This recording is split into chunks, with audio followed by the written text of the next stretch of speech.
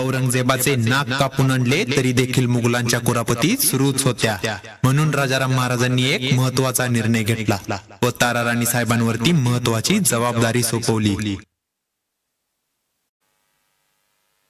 राजी यांनी इतक्या तातडीने बोलविण्याचे कारण?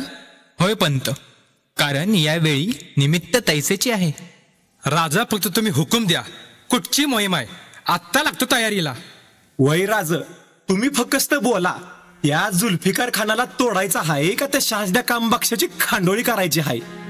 नाही संताजीराव, यावेळी स्वराज्याला कोणत्या खानाच्या शिराची नाही तर तुमच्यासारख्या वीराची व तुम्हासारख्या निष्ठावंत मावळ्यांची गरज आहे। महाराज, नेमकी कोणती मसलत चालली आहे आपल्या मनी? होय राजे, आम्ही देखील तोच विचार करतोय। राणी साहेब, गेले कित्येक महिने मुघली फौजा आमच्या मागावर आहेत।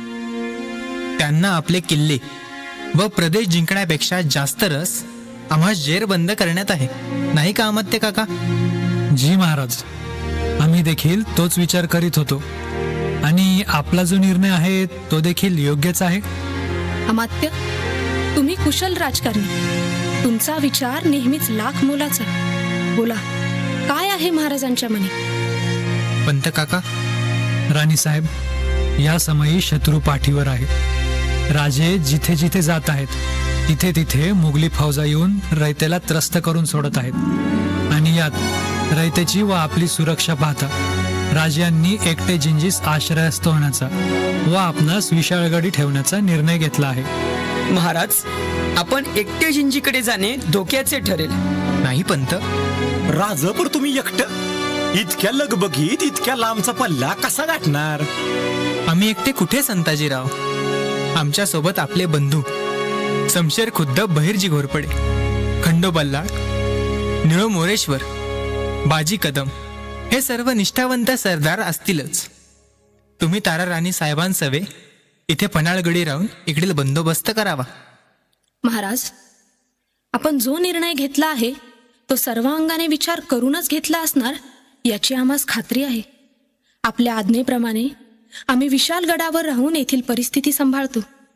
आपण लवकरात लवकर जिंजीजवळ करावे। आपण निश्चिंत राहावे महाराज, आम्ही आहोत। महाराज, आपणास लवकरच जिंजीकडे प्रस्थान करावे लागेल, कारण जुल्फिकार खानाची फौज कधीही पन्हाळ्याच्या वेशीवर पोहोचेल। होय तारा, आम्ही जिंजी पोचताच खलिता पाठवितो। तुम्ही स्वराज्य व्यवस्थित सांभाळाल याची आम्हास खात्री आहे। हो महाराज। आता आम्ही परमुलकी असू तेव्हा सबबी इथला कारभार राणी सरकार या नात्याने तारा राणी साहेब बघतील। माझ्या जीवीच्या जीवलगांनो, आता आम्हास परिस्थिती अभावी निघावे लागत आहे, पण आम्ही तुम्हाला वचन देतो, आपल्या वटवृक्षाप्रमाणे पसरलेल्या या स्वराज्याला औरंगरूपी अजगराने विळखा घातला आहे, पण त्याला आपण सर्वांनी मिळून ठेसायचाच आणि आमचा प्राण गेला तरी बेहत्तर, पण दयाच्या शिवदौलतीचा एक दगड देखील घेऊ देणार नाही। हा आपल्या प्राणापेक्षा प्रिय आपला भगवा थेट त्या पातशाहीच्या छातडात नेऊन गाडू आणि त्याची कबर इथेच या सह्याद्रीच्या मातीतच खोदू। हर हर महादेव, हर हर महादेव।